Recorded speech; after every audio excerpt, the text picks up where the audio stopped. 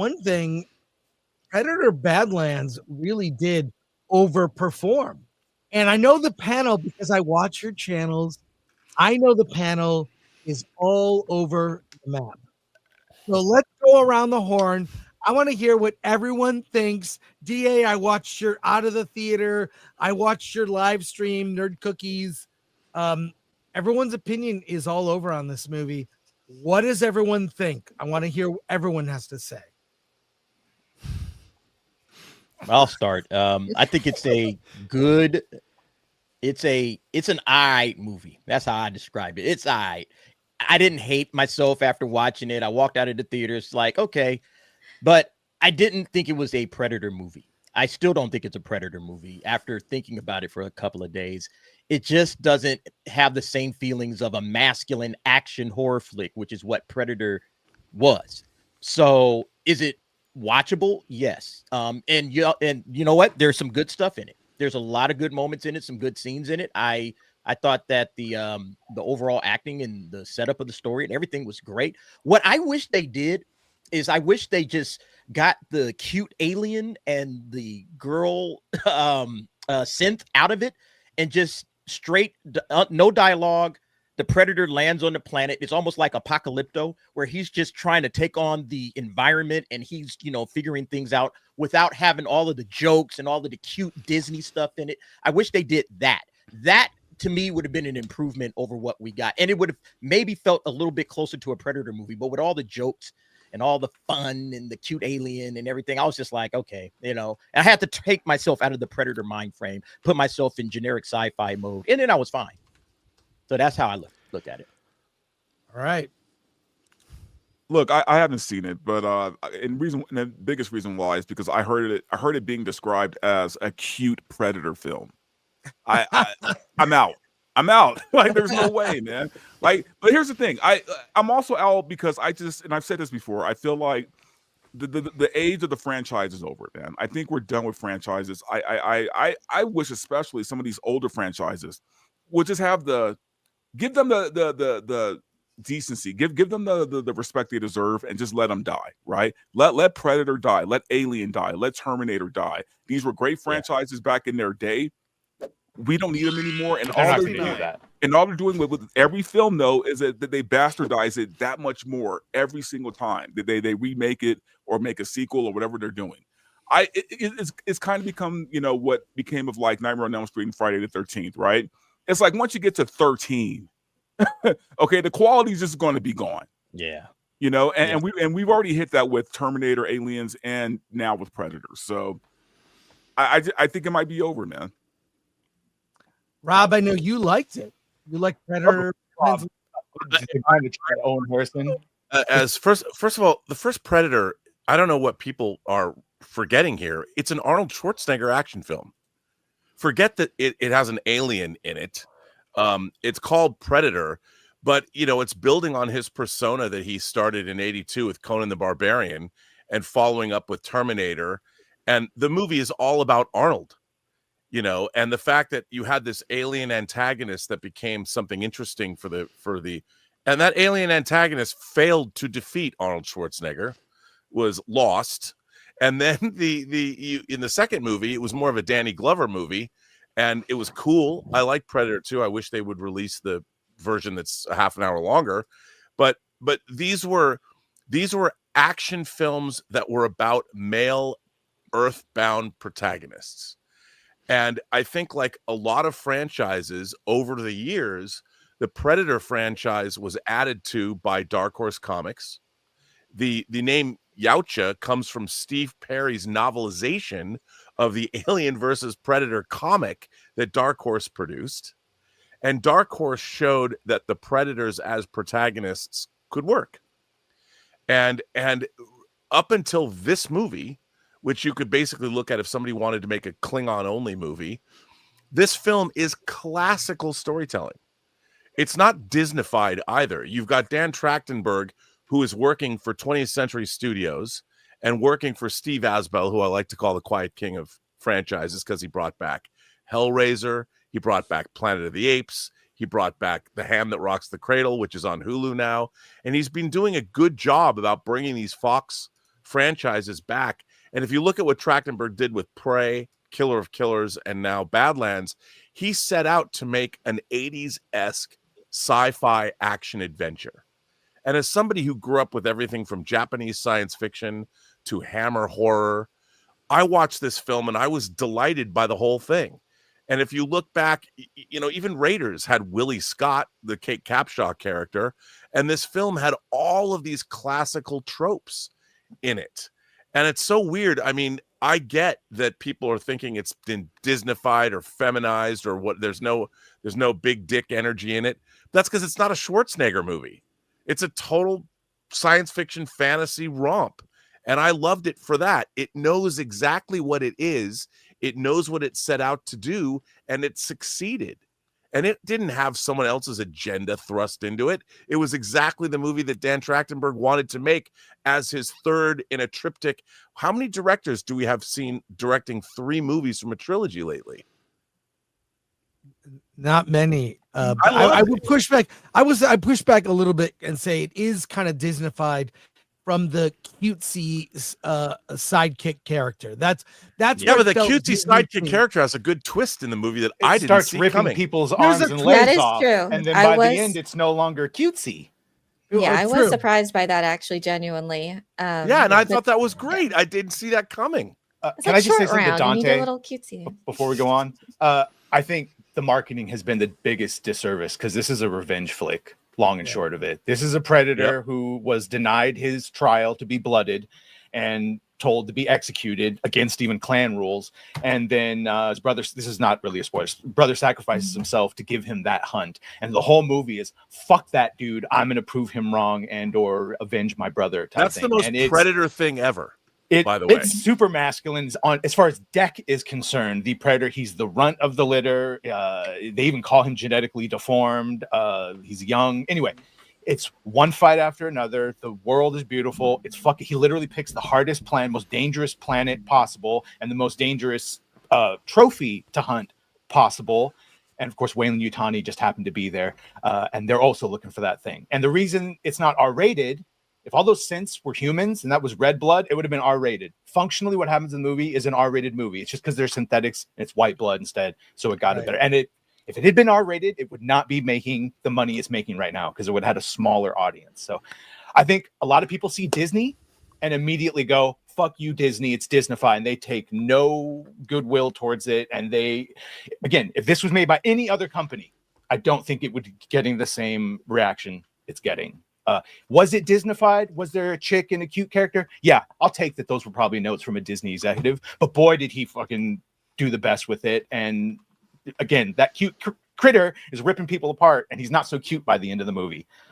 So yeah, and I think the last scene when he I guess he's a little bit more grown up, and then he comes in. Yeah. I still think that when you have jokes throughout a Predator movie in the style that they had it, where the girl is just cracking jokes constantly over and over, and I was ready to just pull my hat off and just can she shut up for 5 minutes and someone let the in the story comments be told? I was sick of that. I was someone in the comments sick of that, but that's totally right up Marvel, Disney. You know it. You've seen it. All right, they do it all the time. Some great moment is here. Let's undercut it with a joke. Let's have some more jokes. Let's have a cute alien show up and why is this cute alien here? Yeah. Maybe there's a payoff down the line, but ultimately, I still say it's Disneyfied just on that alone. It's still an enjoyable movie, just like most Marvel movies can be enjoyable, but it's still Disneyfied. Do you want them to keep making the same movie over again? Is what someone asked. And yes. Most people like Dante would say stop making them, but that's unrealistic. They're going to keep making them. And then there's a very narrow window of what everyone thinks a Predator movie is, even though this is just a Predator story in a slightly different genre. It's an action adventure. Predator universe. Most people just they didn't want Predator as masculine movies of all time. It's one of the most it is literally masculinity on toxic masculinity on steroids. It is one of the most masculine movies. You cannot get a chick to sit down and watch that movie and get any of the feel from Predator. That's not happening. So at the end of the day, in my opinion, it's still Predator. What's that? There's a Yeah. female character in Predator that they rescue. Yeah, it's still not a. Right. It's still not a wisecracking female laughing and trying to drop No, jokes. because the every 5 guys seconds. are wisecracking. I ain't got You're time. right, to- exactly. Right. But it's a guy's movie. That's the thing. We had those Predator or those Schwarzenegger. You said it. It's a Schwarzenegger movie. It's a It's all Schwarzenegger the movie. one-liners. Right. It's Commando. It's Total Recall. It's all of those great one-liners that I love, and I think that's what Predator does best. I don't think this movie Agreed. would ever leave it in its own lane. Like, look, this movie, great sci-fi flick. Not taking that away from it. I think they should have taken the ideas from this and made a completely different, brand new franchise. Dan said he didn't want to make another Predator movie that was like every other Predator movie. He wanted to do it from the Predator's point of view, and then I know Elaine wants it. And the previous idea, by the way, was having the Yachua fight fucking Nazis in World War II. That would have been terrible. Yeah, Right. that would have been So, even worse. I'm Yeah, completely that fine with But what he what- did straight out of the comics, which apparently we're not allowed to point out because it doesn't count as canon. Thank you, Open Bar. That's Elaine, not come on. true. The Yaucha name came from an adaptation of that I first just Predator. worked there. Well, I know. like I'm just saying. I love the original, but the original is the original movie, and that's its own thing. And sort of similar with the Alien franchise, which I would say of myself, I'm more of an Alien fan than I was a Predator. So that's why I especially appreciate the Weyland-Yutani connection here in an organic fashion. I really applaud. But I like when Alien went to Aliens. Aliens was a different genre entirely. It went from classic horror suspense to sci-fi action, pure A war action film. adventure thriller.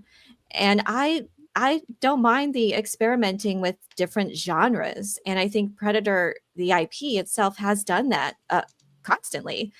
Predator 2 is an entirely different genre and tone and protagonist, and what I love best about that one is how it enriches as it expands into another entry. And that's why I liked Predators, which also I don't think people liked Adrian Brody's casting as the male lead at the time, but he was ripped. He was and it made sense to me. It felt like it fit. And there was this huge ensemble, was doing different things that I enjoyed. I didn't like the twist at the end or how it was handled. I think could have been done better. So, and I have a similar thing here with Badlands. I enjoyed it mostly for the most part. And I would have maybe toned down the humor. I don't think it went over the line to me into Marvel territory at all. But I had a good time, as I had a good time with the original Predator and Predators and Alien versus Predator, which I haven't seen in a very long time, but I'm pretty sure it was pretty good. Watch the I don't know. unrated So version. it hit on all those things for me. It was sci-fi adventure. It's similar to like Aliens. It's just doing a new thing, a different genre, a different tone, experimenting with new, and it was well written. And at the end of the day, that's what I appreciate the most. And I was immersed and entertained. So I applaud him for that. Blaine, what did you think? And what are people saying on Yeah. Criticless? Well, Criticless is super split. We are at a 52% by 52 people. So it is like right down the middle right now. And it has been staying right there this whole time. I was not expecting to have the harshest opinion on this movie, but every day that goes by, I like this movie less. I am at the point now where I find this to be like an abomination to the series. I really deeply, deeply dislike this movie. When I came out, I was so on it, maybe in like the 50 some odd percent. Now I'm below that. I think as a film, like it's not a terrible film, but this is not, and was said earlier, is not a Predator movie.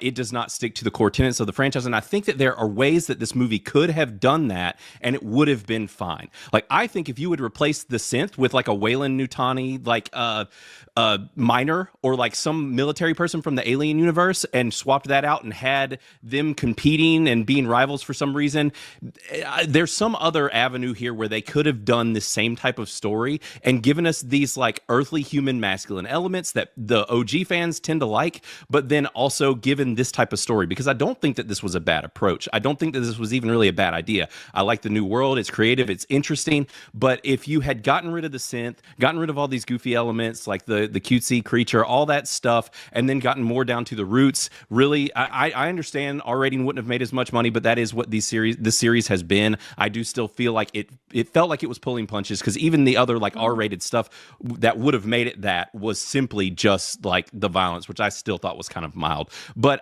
this just whole movie kind of felt like a pulled punch to me, which I'm also not crazy about Prey. anyway. I really disliked Killer of Killers. And with this one, it's like at the point where we've got synthetic legs running around like they have eyeballs attached to them, kung fu attacking people and stuff. Like this movie jumps the shark at multiple points where I'm like, this is so stupid. Like there are so many things in this movie that I felt were just really dumb. He's got like a worm gun thing that I have no idea how it works. He trains it in like a matter of minutes. I don't know. Like there were just a lot of moments where I was asked to suspend disbelief to a point in which I find to be just kind of absurd. And so by the end of it, and as I've had time to marinate on it, I just really don't like this movie at all. And I'm worried about where it's going to take this franchise in the future, because I don't think that Trachtenberg is going to pivot from this. A lot of people are like, maybe he'll go back in and we'll get another R movie, you know, we'll this and that. But I'm like, this feels like he's trying to kind of build out his own Star Wars type universe, except for with Alien and Predator stuff mashed up. Like, I don't see us getting back to where this was. And maybe that's fine, but that's not really what I want. Yeah, that's already built. Thank you. Yeah. Right. Right. Yeah, Well, I'm curious. attention. Why didn't you like Killer of Killers? By the end, so we have the three characters. I really like the ninja character. I thought he was cool. There was a lot of believability moments, especially by like that last segment that just got so ridiculous, and where the pilot was like climbing out on the plane and he wasn't supposed to be a pilot, but then he was able to fly, and he was able to fly all these alien vehicles and stuff. It just got a little too wacky. He's surviving in the beast stomach. All of that just kind of felt goofy to me, and it just didn't land by the end. And with how they buttoned it up, I just really wasn't a fan of it at all. And I think as far as like we were talking about with Criticless earlier, that movie is also pretty split. With all of our scores for all of these Trachtenberg movies, like they're right around like the 50 some odd percent. Like people are not over the moon about them, at least within kind of this community. But see, that goes back to what I said before, though, right? Like I don't understand. Like for me, I don't know, even from a studio standpoint, are these movies even still worth making? Right? Like are they pulling in that much profit? Is there a big demand for these old franchises? And I keep saying old because, dude, these movies are from the 80s. These franchises are from the 80s, man. These are old franchises, right? Now, I'm not going to like go like full Justine Bateman and be like, everything should be new and brand new, even though I do agree with that. But the studios can't be making that much money off of these old franchises. So why keep making them? Yeah, and I've said this many times. You got to start building new franchises because the younger generations, frankly, do not care about our movies. They don't want to watch a 40-year-old franchise like that. Look at how Star Trek, Star Wars, what was the one that just came out this past summer? They are all like falling down by the wayside. Kids don't want to watch these movies like that. Okay, they are more attracted to their own generation and everything that's going on with them, like, you know, streaming. Obviously there's a lot of influencers on social media. We got to start thinking from a Hollywood standpoint, how do we get kids back into the theaters? Minecraft, that's the one that I was thinking about. Minecraft got kids back into the theaters. Why? Because it's theirs, because it belongs to them. It doesn't belong to me, Mr. 50-year-old guy, you know, on the internet. It belongs to them. It's stuff that they do. They interact with it. And so they want their own things. Just like when we were young and growing up, we weren't watching, you know, spinoffs and sequels from the 50s and all of that. We were watching our own, you know, Ghostbusters, Gremlins, Back to the Future, Last Dragon, all the movies that, you know, had a 40-year anniversary this year. That's what the kids want. That's why I'm sick and tired of watching all of these remakes, reboots, spinoffs, sequels, and prequels, because honestly, I'm tired of them. You know, and I'm the guy that they're making it for. They're making this Predator movie for me or for somebody that grew up with Predator and has grown up with Predator. Actually, no, they're not. They assume you're going to go in because you grew up with it. I have this to get new audiences. Hello, Alan. Hey, welcome, Alan. Glad you're here. If this movie was just called Alien Hunter and had no preconception, I probably would have enjoyed it more. And also, I think there is... perhaps there is a burden when you've got, like, I don't even know what number this is. We have an article we'll look at ranking the Predator films, but doesn't it come there's with at least 10 of them. Doesn't it come with some burden where you're like, well, the audience wants this, the audience wants that. We have to check the list of expectations, check modern movie expectations, and thread the needle of making it fit with the franchise. And even if it diverts, which is fine, okay, like some, you know, movies have different tones and whatnot, is there a burden? And I know, Dante, that they make a lot of these movies because it increases the value of the back catalog. I guarantee you, if you go on Fandango right now, they're doing a sale on all the get all the bundle, the Predator bundle for $30 or whatever. That has a huge impact on sales. So right, but if you factor in how much they lose from the project, from the movie, from the show, if you subtract that from that number, are they really making that much more money even off of back catalog? Well, it was $100 million to produce, Right. which is cheap these days for science fiction films. That is cheap. And I think they're getting a rebate because they filmed in New Zealand. Yeah. I don't know I the think exact 105 was details after of the this. rebate. Still the I most could be expensive Predator movie of all of them. Yeah. Yeah, I don't think the marketing. I don't know how marketing.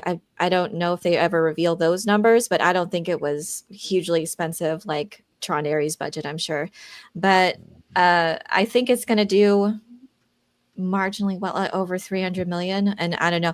I honestly think that I like it because it doesn't try to connect to everything. I think it was very smart that they set Badlands far into the future, that it doesn't impact any of the prior Predator and Alien films. So you can literally just take it or leave it. It's great. It doesn't spoil anything to me. It adds to the lore when it comes to the family dynamics of the Yautja, which I thought was very interesting. But yeah, it does. I like that it's a small corner of this grand universe. And I wish that that was an approach that others will have taken. Like, I think it was detrimental to Alien Romulus to try to connect to every film that came out prior to that, when it was starting out so well and so promising. And its downfall was just trying to connect to everything. And I think it would have done much better if it was just take a small thread, one person's journey in this universe, This comment and just right tell here. it well. Yes, it does. Yes, it does. It completely lines up with Weyland-Yutani, especially another 100 years in the future. We are far We're way after, past Resurrection. Yeah. We are far after. They've already encountered Yautja before. That's why she had a database about him. That's how her translator knew his language. Even she denotes that their fucking technology, Yautja technology, still has faster than light, but humans don't, which is why that certain thing grew a little bit in the trip on the human vessel to Yautja Prime. They paid attention. I asked someone this, what would you rather have? Disney, who entirely ignores all of the expanded universe and comics and books, or this, who is it bastardizing it a little bit? Yeah, because Trachtenberg, by adding them freezing the people that they've already honorably been beaten by and keeping them in containment units, kind of breaks the lore. That's against all of Yautja honor. You beat them. They don't freeze you and put you in a prison and wait to fight you later. That aside, though, they're at least trying to line up to establish books and lore and technology and factions. And I also think it's you amazing. don't. I think it's amazing we have a lead protagonist that's an alien. And I liked him from the beginning. I was completely immersed in his story and Dak's story. So I think this also leads to immense potential. And maybe this will lead to other stories, for new stories. He was very masculine, by the way. The female synthetic, which, by the way, they're not men or female, but they're fake. They're programmed. But the female kept trying to give up, and he kept saying, "You give up too easy." Kept overcoming and fighting. And called her a tool. Yeah. Like, literally. I mean, here's what I guess I don't understand. Like, the first PG movie I ever saw was The Land That Time Forgot. And not a great movie. Doug McClure movie, Land of Prehistoric Animals. I mean, when I was a kid, I read Edgar Rice Burroughs. I read Robert E. Howard. I read Princess of Mars. And I come from that because I'm old. But this movie follows in a pulp tradition. I've been trying to make this point for days, that comes out of pulp of the 20s, the 30s, the 40s. And somebody thinks I'm making a comparison, but the same kind of literature that Indiana Jones came out of, which is that pulp serial action adventure, Star Wars and all that fun shit that we like. As a matter of fact, Lee Brackett, the woman who started writing the Empire Strikes Back script, was known as the princess of the space opera in the 50s, which is one of the reasons why Lucas tapped her. Then she passed away, so she couldn't finish it, and Lawrence Kasdan finished it. So this movie has its roots in mid 20th century pulp science fiction. I mean, and I was posting pictures of the covers of I think you might have seen, because I tagged you. You'd see a Predator cover and a pulp cover from like 1940, and they're all redolent of one another. And that's what I find that what fandom is now is becoming woefully uneducated about the very things that they're watching, where they came from, Right. where the roots of these things come from. And it's like, to me, everyone's saying, you know what that Predator Badlands movie was like? It's like if they made a Klingon movie. And I'm like, yeah, everyone's talking about, why have you ever made a Klingon movie or a Klingon series? Well, now we know why. Because look, the fact that this character was subtitled the entire time, that is not something that Disney would have allowed. I did like that. I like that a lot. There's like things about this movie where you have to give it up. I mean, we're judging them on what? I mean, the Predator and Predator 1 died. Since when are are they sacrosanct characters? I mean, what you want to watch is a Schwarzenegger action movie. All this family dynamics and clan dynamics is all in the Dark Horse comics. It's all there. Oh yeah. All of it. Their society, their rituals, their How many history. millions of copies But did it I sell? think Rob is right. I think we do want to just watch a Schwarzenegger movie because that's where this franchise. Yeah, they want the same began. movie over and over. And again. I just want to see another version of that, maybe heighten it up a little bit. Like I Those are the agree. I think movies that's we the don't problem. have that- anymore.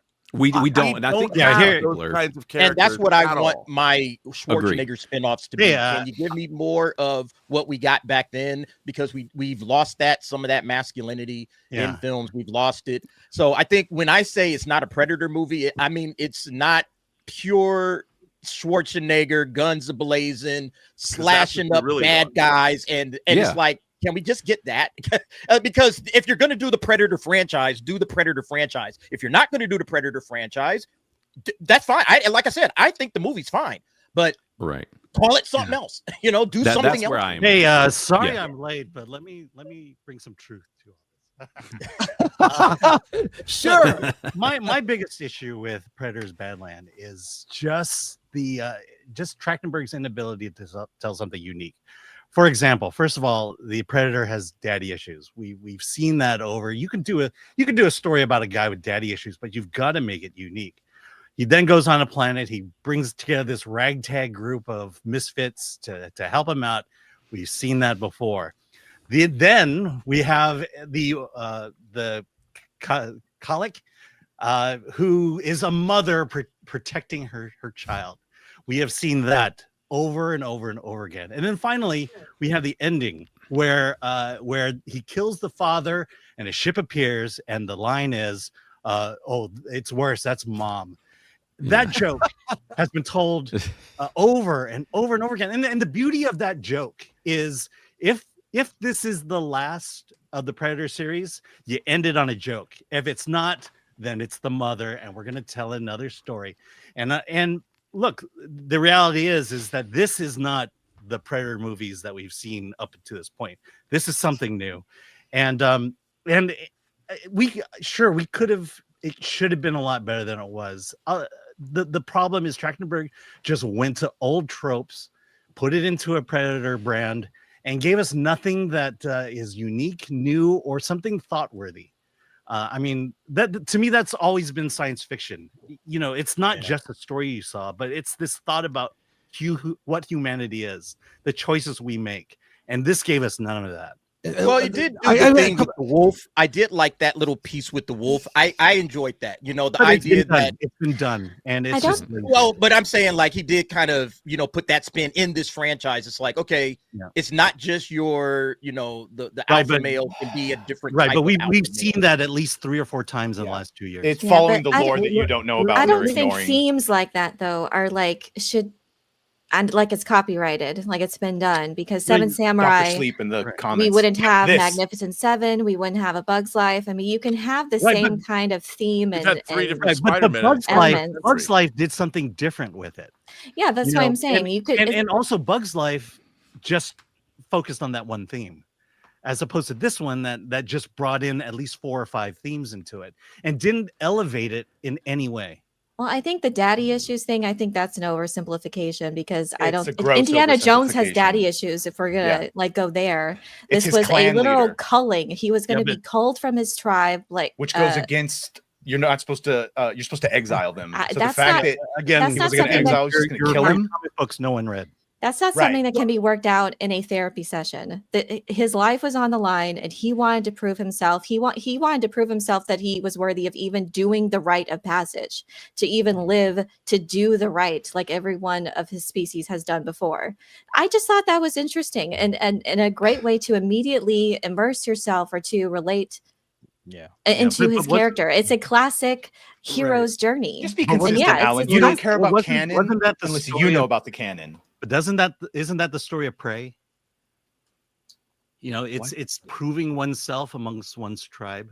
Yeah. Well, let me- Spoiler. Every single Predator is about predators going on hunts. That is the core tenet of the Oh, movie, no, I'm not talking Schwarzenegger. about the main characters of Prey. Okay, couple things. Well, Rob said, I have a collection of old 1950s and 60s, like amazing fantasy, those pulp things that were collections of short stories.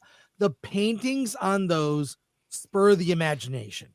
And to go off what Alan just said, I miss a sci-fi movie where I'm thinking about mysteries, aspects, and things that weren't explained.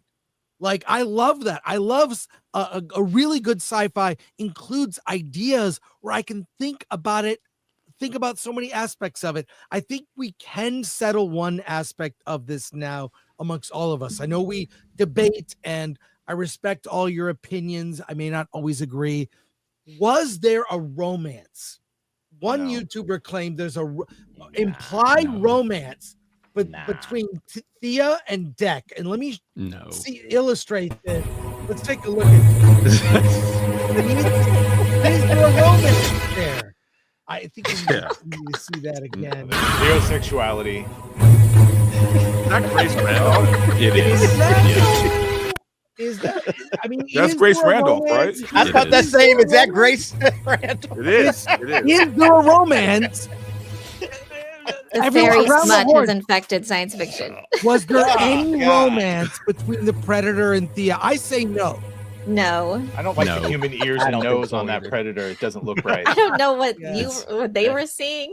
The fangs No. disappeared. How did that happen? Well, Grace is pretty fond of the movie, so All right, come on. Right. Chris. I'm chubbing up. yeah. She's welcome on Versus anytime. Grace Randolph, you are welcome here.